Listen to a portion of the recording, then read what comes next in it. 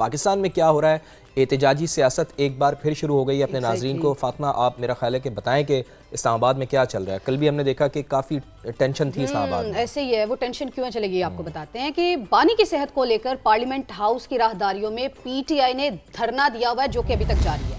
Khyber Pakhtunkhwa house کے سامنے بھی احتجاج کیا جا رہا ہے. پارلیمنٹ کی عمارت میں دھرنا گزشتہ روز سے جاری ہے. سینٹ اور قومی اسمبلی میں اپوزیشن لیڈر سمیت دیگر رہنما موجود ہیں.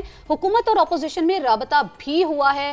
فواد طارق فضل چودھری نے محمود اچکزئی سے ملاقات کی ہے. ملاقات میں کیا ہوا ہے ذرا یہ بھی بتائیں، کوئی انجام کو پہنچی؟ یہ ایک بہت اچھی بات ہے کہ حکومت اور اپوزیشن میں رابطہ ہوا ہے، چونکہ ڈاکٹر طارق فضل چودھری نے محمود خان اچکزئی سے جیسے آپ نے بتایا کہ ملاقات کی ہے، لیکن ابھی تک ابھی جب ہم صبح 8 بجے خبر وہی انداز نیا کر رہے ہیں، اپنا پروگرام کر رہے ہیں، تو ابھی تک کوئی بریک تھرو نہیں ہو سکا ہے. اپوزیشن رہنماؤں نے مطالبات تسلیم ہونے تک دھرنا جاری رکھنے کا اعلان کیا ہے. گزشتہ روز ہی محمود خان اچکزئی نے بھی بتا دیا تھا، علامہ راجہ ناصر عباس صاحب نے بھی بتا دیا تھا جب انہوں نے میڈیا سے گفتگو کی تھی. انہوں نے کہا تھا کہ جی ہمارے مطالبات جب تک پورے نہیں ہوں گے ہم یہاں سے نہیں اٹھیں گے. تو اب ڈاکٹر طارق فضل چودھری میڈیٹر کا کردار ادا کر رہے ہیں. دیکھتے ہیں کہ ان کی بات کتنی سنی جاتی ہے. البتہ بیرسٹر گوہر نے بانی کو طبی معائنے کے لیے الشفا آئی ٹرسٹ منتقل کرنے کا مطالبہ کیا اور انہوں نے کہا ہے کہ علاج پاکستان میں ہو سکتا ہے. البتہ جو میں نے کل آپ کو بتایا تھا فاطمہ کہ پاکستان تحریک انصاف کا اولین مطالبہ ہی یہی ہے کہ بانی پی ٹی آئی کو ذاتی معالج تک رسائی دی جائے. اچھا، ہمیں روکا گیا تو پورے ملک میں احتجاج ہوگا، ایسا ان کا کہنا ہے. خیبر پختونخوا ہاؤس کے سامنے وزیر اعلیٰ سہیل آفریدی کی قیادت میں اراکین صوبائی اسمبلی دھرنا دیے بیٹھے ہیں. گزشتہ روز پولیس نے مظاہرین کو سڑک پر آنے سے روک دیا تھا. اچھا فواد، یہ ہے کہ دھرنے جاری ہیں، کل سے جاری ہیں، ابھی تک دھرنا دیا جا رہا ہے، لیکن وہاں پر کچھ اہم شخصیات ہی غائب ہیں. بتائیے کون کون سی شخصیات؟ جی چونکہ کل جب ہم نے یہ دھرنا دیکھا تھا تو وہاں پر ہم نے یہ دیکھا کہ کافی لوگ موجود تھے، لیکن اب اسٹل اگر ہم خاص طور پر بات کریں کے پی ہاؤس کے سامنے تو سہیل آفریدی صاحب وہاں پر ہمیں نظر نہیں آ رہے. سابق وزیر اعلیٰ کے پی علی امین گنڈا پور صاحب بھی وہاں پر نظر نہیں آ رہے. اس کے ساتھ ساتھ مرکزی رہنما بھی وہاں سے اب ہمیں غائب دکھائی دے رہے ہیں. تو شہزاد علی، کیوں نہ ہم ان سے بات کر لیں؟ فاطمہ ہمارے ساتھ وہاں سے موجود ہیں. تو شہزاد بتائیے کہ رات بھر کیا صورتحال رہی ہے یہاں پر اس دھرنے میں؟ کون موجود رہا؟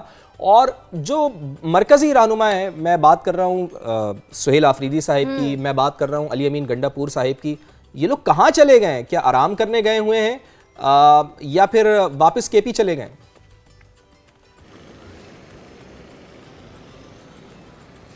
جی فواد، بالکل میں اس وقت موجود ہوں پارلیمنٹ ہاؤس کے باہر، اور دھرنے کی جو صورتحال آپ نے بتائی وہ اس وقت یہی پوزیشن ہے کہ اگر میں آپ کو پہلے کے پی کے ہاؤس کی جو سچویشن ہے وہ بتاتا چلوں تو کے پی ہاؤس میں کل جب دھرنا شروع ہوا تو کافی پرجوش تھے جو تحریک انصاف کے وہاں پر رہنما موجود تھے، نیشنل اسمبلی کے اور صوبائی اسمبلی کے، اور جو سابق اور موجودہ وزیر اعلیٰ سہیل آفریدی ہیں وہ بھی وہاں پر موجود رہے اور کافی پرجوش نظر آئے، اور پولیس سے تکرار اور تلخی بھی دیکھنے میں آئی. لیکن جب رات ہوئی تو آہستہ آہستہ کر کے جو ہے وہ دھرنا جو ہے وہ ختم ہوتا چلا گیا. لیکن ابھی بھی وہاں پر 3 سے 4 جو لوگ ہیں وہ موجود ہیں، لیکن کوئی بھی اہم شخصیت اس وقت کے پی ہاؤس کے باہر جو دھرنا ہے وہاں پر موجود نہیں ہے.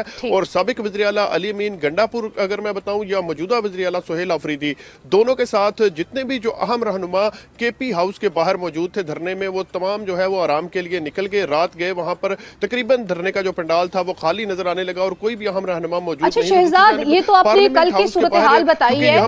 شہزاد، آپ نے کل کی صورتحال بتائی ہے، ہمیں ذرا تھوڑا سا یہ بھی بتائیے کہ کیا یہ جو مرکزی رہنما ہے یا بڑی بڑی شخصیات ہیں جن کے اوپر پارٹی جو ہے وہ ڈیپینڈ کرتی ہے، سپورٹرز جو ہے جن پر یقین کرتے ہیں، کیا وہ واپس آئیں گے یا پھر آج دھرنا ختم کر دیا جائے گا؟ کوئی امکانات اس طرح کے یا کیا خبریں آ رہی ہیں؟ آج کا پلان کیا ہے پوچھنا ہم آپ سے یہ چاہ رہے ہیں.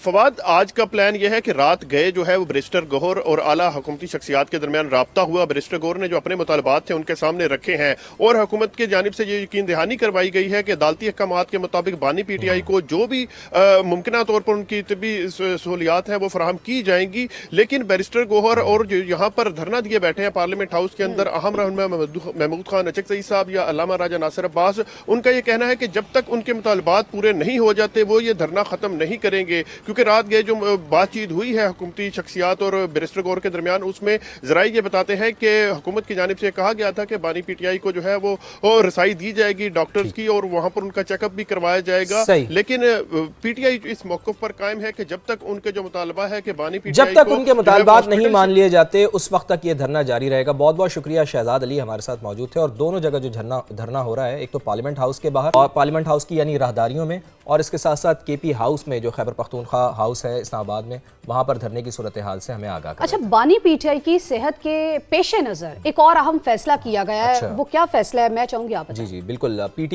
बानी पीटीआई को अडियाला जेल रावलपिंडी से इस्लामाबाद जेल मुंतकिल करने का ये फैसला कर लिया गया है। वज़ीर दाखिला मोहसिन नकवी ये कह रहे हैं कि इस्लामाबाद जेल में तमाम तर तिब्बी सहूलियात मौजूद हैं और जेल का काम 2 माह में मुकम्मल हो जाएगा। यानी कि अडियाला जेल में इस वक्त बानी पीटीआई हैं, लेकिन अब मोहसिन नकवी साहिब ये बता रहे हैं कि उन्हें इस्लामाबाद में एक बाकायदा जेल बन रही है, वहाँ पर उनको मुंतकिल किया जाएगा। चूँकि फातिमा आपको पता है कि हज़ारों कैदी हैं अडियाला जेल में, तो अडियाला जेल से शिफ्ट करना ही करना है बानी पीटीआई को, चूँकि वहाँ पर उनके लिए सिक्योरिटी थ्रेट भी है। जो आपने विजिट की है जेल, इसमें मेडिकल सहूलियात मुकम्मल होंगी जो नहीं, जो बन रही है। एडवांस हॉस्पिटल बनाया हुआ, आइज का भी हॉस्पिटल होगा वहाँ पे, हर चीज़ की फैसिलिटी होगी वहाँ पे। जो जेल ऑपरेशन करने जा रहे हैं 2 महीने में, इसमें खाना भी लेके आएंगे। अगर वो इस्लामाबाद की तरफ से सजा हुई है तो फिर वो आ जाएंगे। तो ये थी सियासत से जुड़ी खबरें जो कि हमने आप तक पहुंचाई हैं। अब एक अफसोसनाक वाक़या जो है वो कराची में पेश आया है, वो भी आपके साथ शेयर करते हैं, आपके सामने रखते हैं कि कराची में गुज़िश्ता रोज़ अलमनाक हादसा पेश आया है। काठोर के करीब सुपर हाईवे पर ऑयल टैंकर मुसाफिर वैन पर उलट गया। एक बस और 3 गाड़ियां जद में आई हैं। अफसोसनाक हादसे में ड्राइवर और एक ही खानदान के 12 अफराद जाँ बहक हुए हैं, जबकि पुलिस के मुताबिक कुछ गाड़ियों का रॉन्ग वे जाना हादसे का सबब बना है। और फातिमा, सबसे बड़ी बात यही है कि हादसा जब भी होता है तो किसी ना किसी की गफलत होती है, और इस हादसे में भी हमने ये देखा जो वैन का ड्राइवर था उसकी गफलत थी, चूँकि उसको एक बहुत लंबा यू टर्न लेकर आना पड़ता है, चूँकि ज़ाहिर है मोटरवे है, M9 मोटरवे है जहाँ पर यह हादसा पेश आया है, तो इस वजह से उसने अपना अब लंबा यू टर्न लेने को काटने की वजह से उसने रॉन्ग साइड आने को तरजीह दी, और देखें वो रॉन्ग साइड आया और फिर ये हादसा पेश आया है। तो मुतासरा ख़ानदान कोटरी से शादी की तकरीब में शिरकत के लिए कराची आ रहा था। मैयत कानूनी कार्रवाई मुकम्मल करने के बाद कोटरी रवाना कर दी गई। ज़रा सी गफलत आप देखें कितने बड़े हादसे का सबब। अल्लाह ताला सबको महफूज रखे। हैदराबाद से आए थे, कराची शाह लतीफ़ टाउन में शादी थी, तो आज शादी से वापसी पर हैदराबाद जा रहे थे तो काठोर के पास ये वाक़या पेश आया, जिसमें गाड़ी में 18 सवार थे, जिसमें 3 लेडीज़ थे, 3 मर्द और बाकी बच्चे थे। तो उसमें से 12 फोत हो गए, बाकी 6 ज़ख्मी है। ट्रांसपोर्ट रोको कि गाड़ियों को थोड़ा एहतियात के साथ चलाए, ताकि इतने बड़े बड़े हादसे हो जाते हैं। एक घर के इतना सारे अफराद जो है ना एक्सपायर हो गया, इस पर बहुत बड़ा हादसा हुआ है। तो बस हमारे यही गुजारिश है गाड़ियों वालों से कि इसमें थोड़ा एहतियात से चलाए।